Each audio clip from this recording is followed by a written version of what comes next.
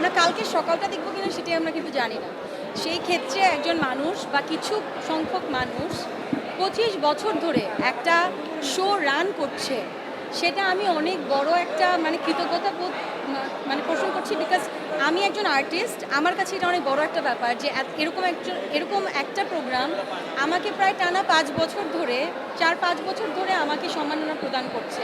আর সবচেয়ে বড় কথা, আলম ভাই, আমি তাকে স্টেজেও তাকে নিয়ে বলেছি যে সে 25 বছর ধরে শোটা করছে এবং আমরা সবসময় আমেরিকাতে করেছি এই শোটা, অ্যান্ড আজকে বাংলাদেশে করছে এবং আপনাদের সবাইকে পাচ্ছি। এটাও অনেক, আমি বলবো অনেক ভালো একটা ব্যাপার। সো আমি বলবো শুভকামনা, অনেক অনেক শুভকামনা ঢালিউড অ্যাওয়ার্ডের জন্য।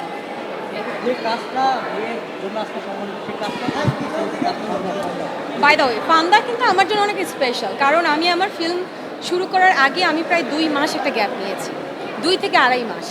সো আড়াই মাস আগে আমি যে লাস্ট কাজে শুটিং করেছি, টানা 7 দিন আমরা শুটিং করেছি। আমার এখনও মনে আছে, সিলেটের বিরিশিরির অনেক দূরে একটা জায়গা, আমরা টানা 7 দিন শুটিং করেছি এই নাটকের। অনেক কষ্ট করেছি আমরা পুরো টিম। সো আমি জানতাম না যে আমাকে ফান্দার জন্য সম্মাননা প্রদান করা হচ্ছে। সো অফকোর্স আমি বলবো এটা আমার জন্য অনেক বড় পাওয়া যে আমি লাস্ট যে নাটকটা করেছি সেটার জন্য আমাকে সম্মাননা প্রদান করা হচ্ছে।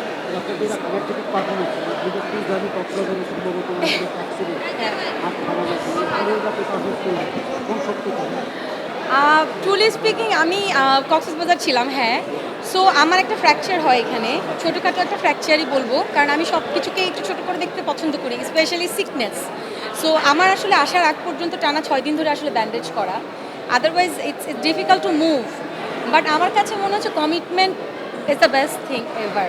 সো আমি আসলে গতকালকে আগের দিনও কনফিউজ ছিলাম যে আমি আসলে পারফরমেন্স করতে পারবো কি না।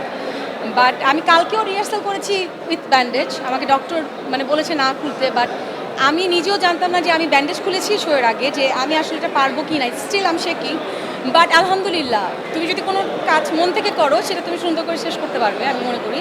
সো ইয়া, করতে পেরেছি আলহামদুলিল্লাহ।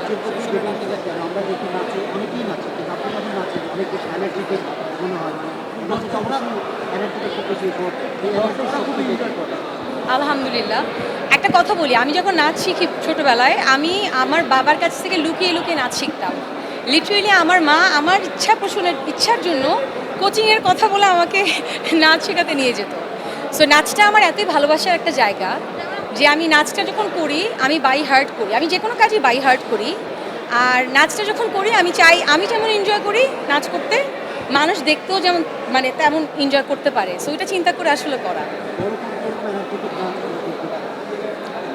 অবশ্যই প্রথম ফিল্মটাতে আসলে দেখতে পাবো কি না এখন পর্যন্ত শিওর না, যেহেতু আমাদের ফিল্মের এখনও কিছু সংখ্যক কাজ বাকি আছে।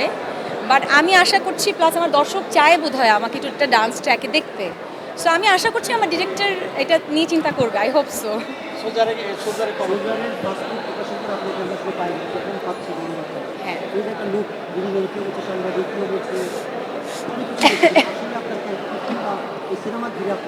সেটা তো বলবো না, কারণ হ্যাঁ, ক্যারেক্টারটা নিয়ে বলবো না। আপনার আমার হাতে ক্যামেরা ছিল, সো সাংবাদিক যদি হয় আমার মনে হয় আপনারা বেশি সবচেয়ে খুশি হবেন নাকি।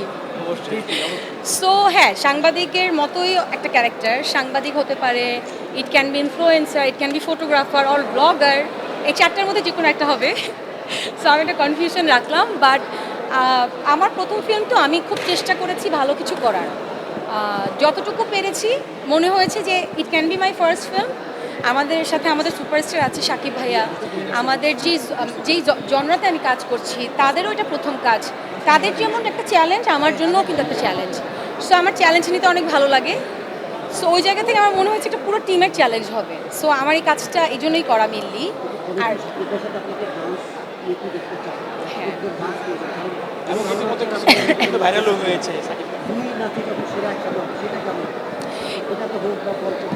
Thank you for the question. আমি ফার্স্ট যখন বসি ফিল্মটা নিয়ে, আমি আমার ডিরেক্টরকে সেম কথা বলেছি। যখন আমি দেখছিলাম যে এখানে একটা ডান্স ট্র্যাক আমার নাও থাকতে পারে, তখন আমি আমার ডিরেক্টরকে সেম কথা বলেছি। এবং আমি যেটা বুঝি শাকিব ভাইয়েরও একই ধারণা, যে আমাদের যদি একটা একসাথে ডান্স ট্র্যাক হয় তাহলে আমার মনে হয় everyone will like it and love it. So ওই জায়গা থেকে আমরা পুরো টিম চেষ্টা করছি, এখন আল্লাহ ভরসা বাকিটা।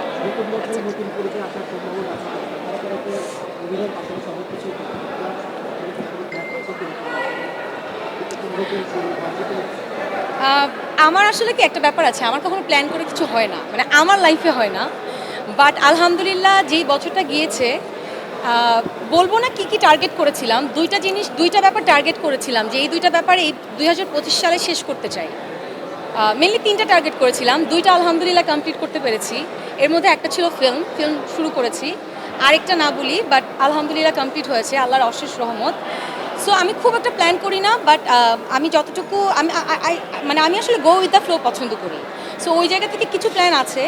আমি একজন অ্যাক্ট্রেস, আর্টিস্টের পাশাপাশি নিজেকে কোনো একটা জায়গায় দেখার ইচ্ছা আছে আমার। হয়তো আপনাদের দোয়া থাকলে আর সাপোর্ট থাকলে আমি করতে পারবো 2026 সালে। এই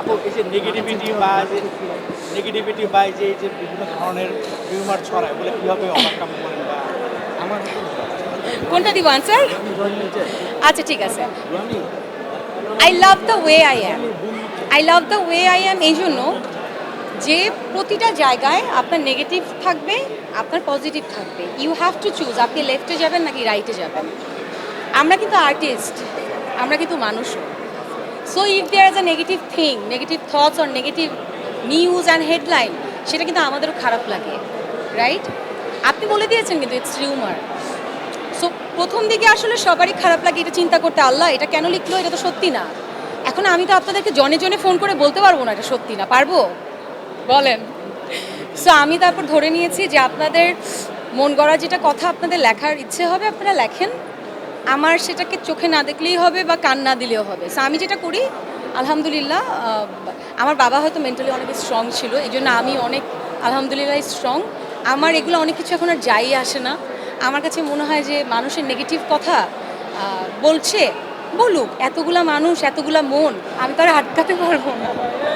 সো আমার কাছে মনে হয় আপনাদেরকে এতটুকুই বলবো নতুন বছরে যে সবাই যা লিখবেন, যা চিন্তা করবেন, যা বলবেন, একটা মানুষের সত্যতা জেনে বলবেন এবং লিখবেন।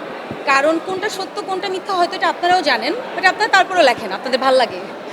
ভাল লাগে নাহলে আপনাদের হয়তো নিউজটা হাইলাইট হয়। না না না না না, রিউমার থাকে, রিউমার থাকে।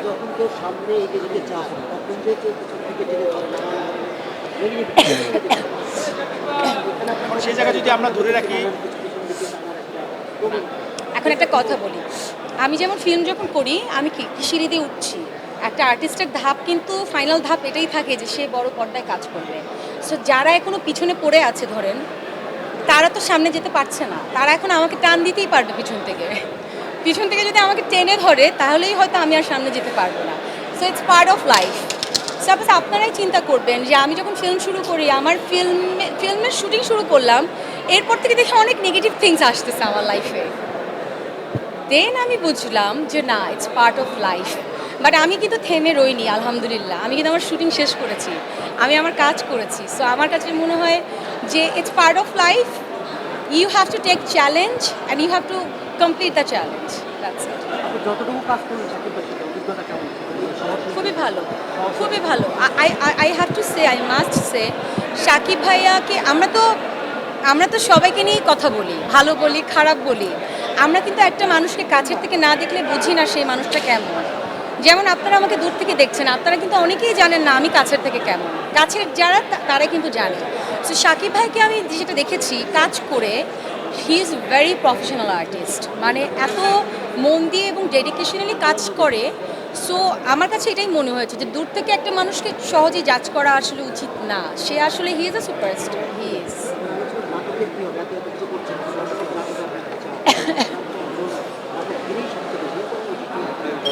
লাস্ট একটা ইন্টারভিউতে বলেছিলাম যে আমি তো কখনো বলিনি যে আমি নাটক ছাড়বো না, তো আমাকে এটা নিয়ে অনেকে ফোন করেছে যে তুমি ফিল্ম করতেছো তুমি আবার নাটক করবা, এটা কেমন কথা।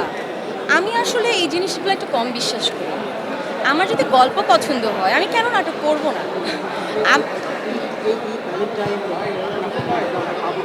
আমার মনে হয় পাওয়া যাবে, very selective, very good budget, এটা আমি প্রডিউসারদের ভাইয়াদেরকে বলছি। Very good budget, very selective story. হ্যাঁ, ইটস ভেরি ইম্পর্ট্যান্ট। আমি খুব সিলেক্টিভ স্টোরি ছাড়া করবো না বা করতে চাই না, এর আগেও করিনি। সো 2-3টা কাজ, একটা কাজ হলেও আমাকে দেখা যাবে ইনশাআল্লাহ। ও থ্যাঙ্কস টু ক্যাপিটাল, কারণ হ্যাঁ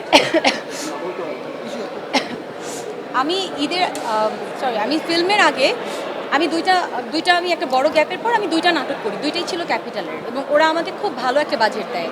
যে ভালো বাজেটের জন্যই আমরা দুইটা ভালো কাজ করি, একটা হচ্ছে খোয়াবনামা, একটা হচ্ছে ফান্দা।